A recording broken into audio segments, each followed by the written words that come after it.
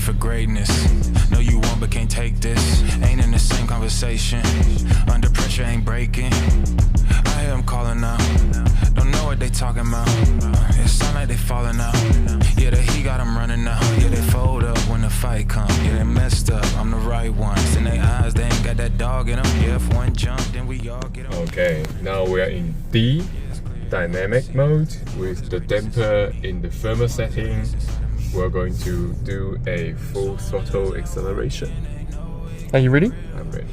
Okay, I'm going to shift manually. Okay. Use these very lovely looking metal pedals that's fixed to the steering column. Like how Italian likes it. Let's go.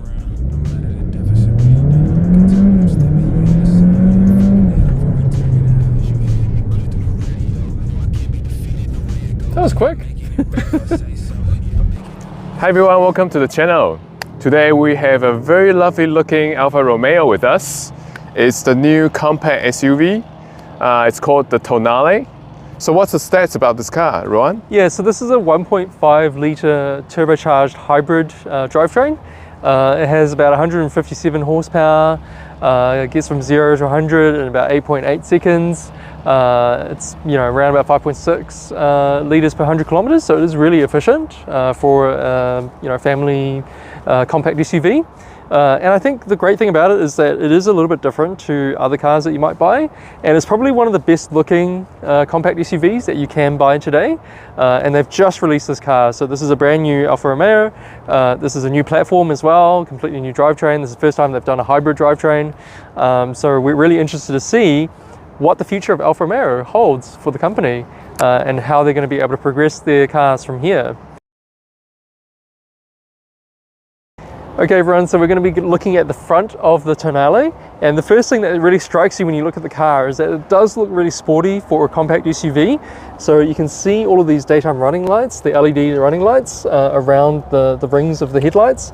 That's the new design language for the headlights for Alfa Romeo. So even the Stelvio and the Giulia are going to have the similar type of headlights, which looks really nice. They have one more ring than BMW. One more ring than BMW, there you go. Yes. That's value, extra value.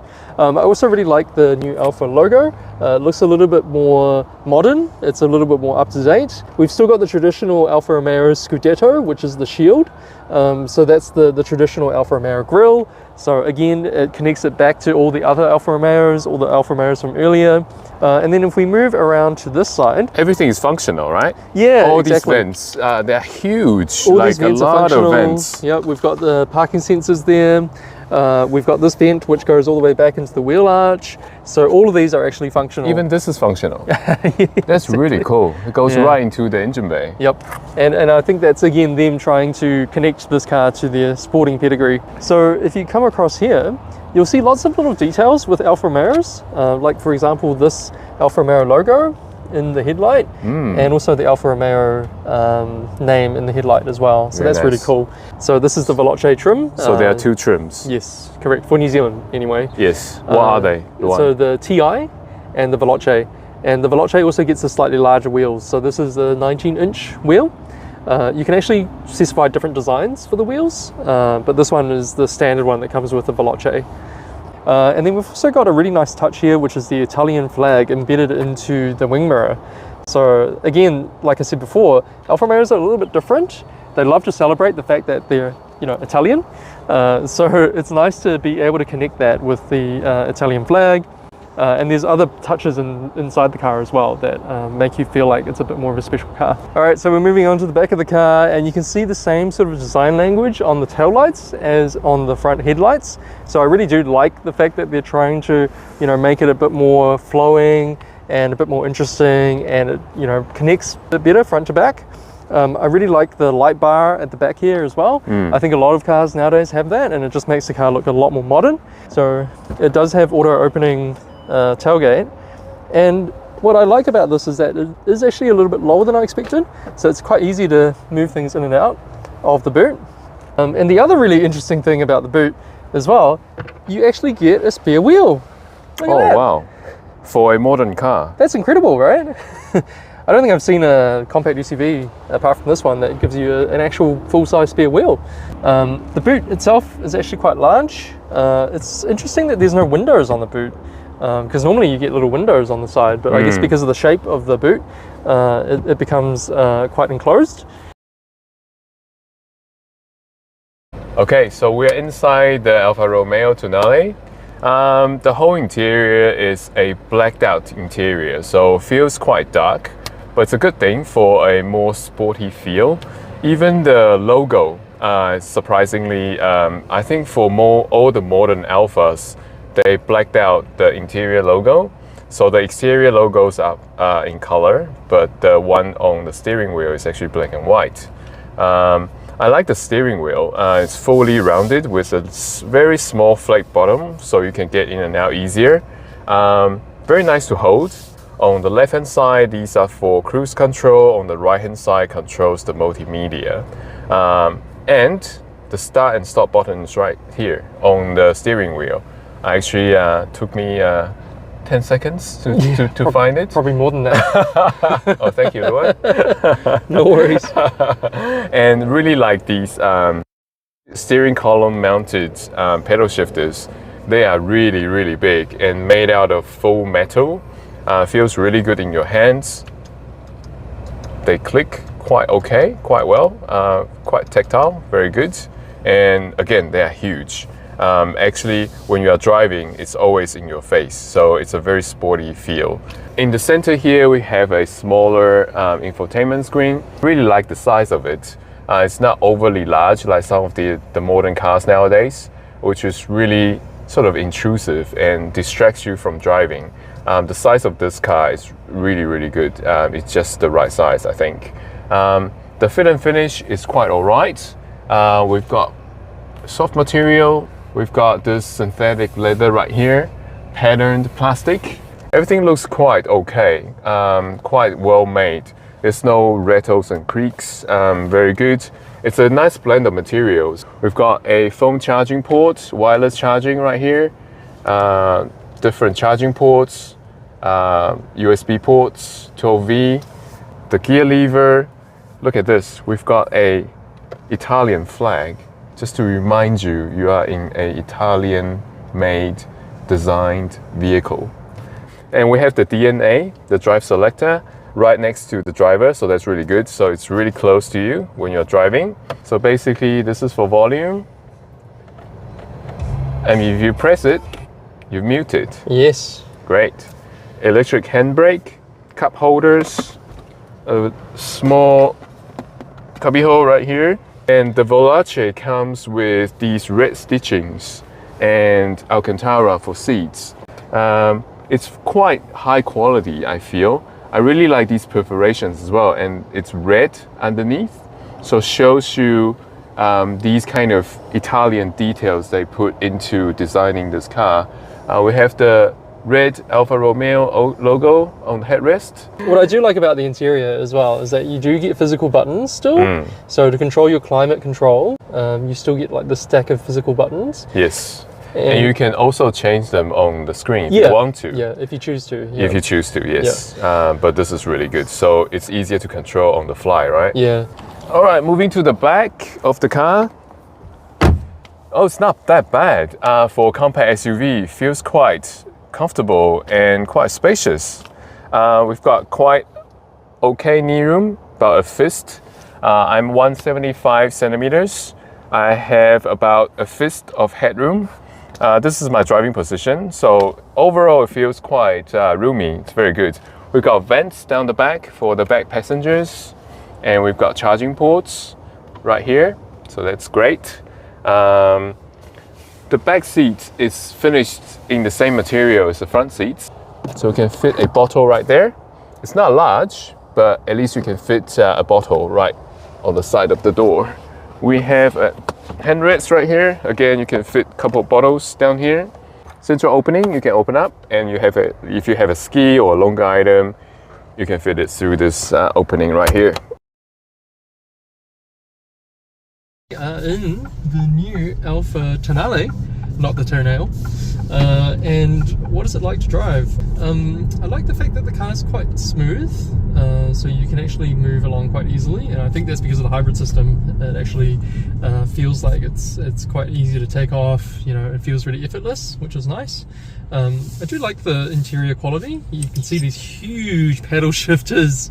Check this out, Frank. Have you seen paddle shifters like this before? That's huge. Yeah, not on a SUV. No.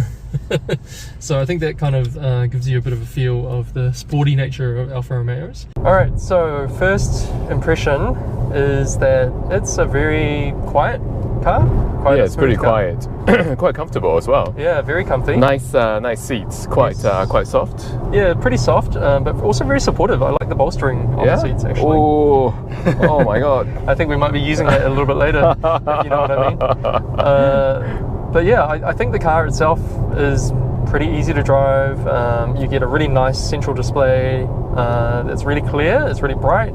I really love that. And they've really thought about all the functions and how they integrate together. But they've got a DNA selection system. So the D stands for dynamic, N stands for natural, and then A stands for active. What was it called? Active efficiency. Active efficiency, which is like economy mode, right? So at the moment we're just in N. So we'll be testing that out and figuring out how that feels. It actually does have active suspension as well. So you can press the suspension button separately from the DNA modes, and that gives you a slightly firmer suspension.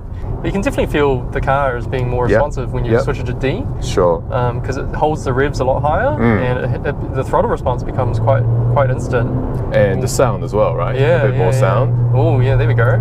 Yeah. It really holds the revs there, you know. Yeah, you like that? Yeah, I like that. Yeah. Have you used the pedal, the I did use enormous pedals yet? They're huge. The humongous pedals yet? They're almost too big because they kind of interrupt your indicating. But it's kind of nice that you. It's tempting you to use them. Yeah, exactly. Yeah, so. it's kind of nice that you touch them as you're indicating. So like it's almost telling you, hey, when you're indicating, you should shift down. Yeah. So that I think they have tried to stick to the character of Alfa Romeo by being like more driver-centric, you know, giving you all the features that you would want if you were thinking about more of a driver's car. So they've kind of combined everything together, which is nice. All right, let's go. Woo!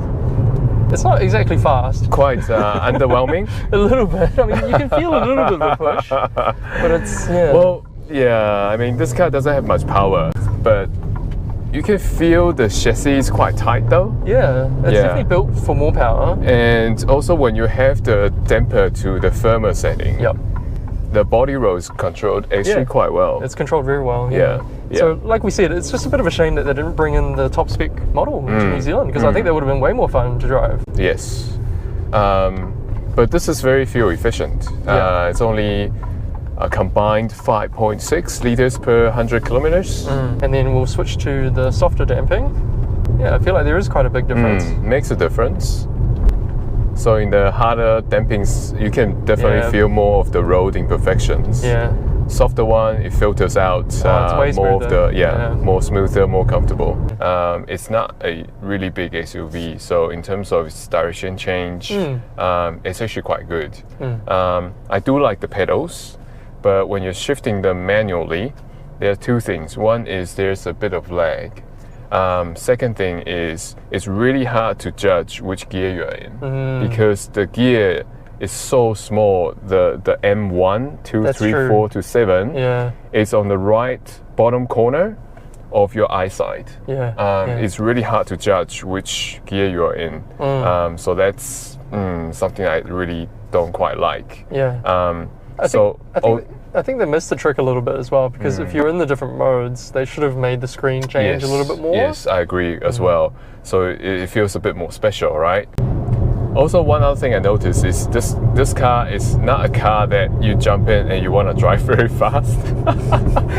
This is the type of car you jump in, you want to cruise. You want to cruise along. I'm cruising along. Feels comfortable. It's just the nature of how I feel about the car, right? So I think it works really well for that target market of, you know, having a compact family SUV. Fuel efficient. Yep, very fuel efficient. Yeah. And it's got lots of space. It's very comfortable, very quiet. But I think if you're expecting a sports car, you might be a little bit disappointed. That's all. I do like lots of the things that we've just talked about, like the quality of what they've done. Even the rear view camera is actually super high quality. So, you know, I feel like, yeah, I'm encouraged because I feel like they're going in the right direction for Alfa Romeo. Yeah, that was a great fun drive and review. I really like the look of this car. It looks really good. I think if it's in a brighter color, it'll look even better. The thing with modern Alphas, it has so much quirkiness to it. Feels very different and very special. Did you like the drive though? I thought that it drove really well. Like, it handles the corners, it handles the bumps really well. It's got active suspension, so it's quite sporty. It does lack a little bit of power, the version that we've got in New Zealand. That's probably the biggest gripe that I have with this car.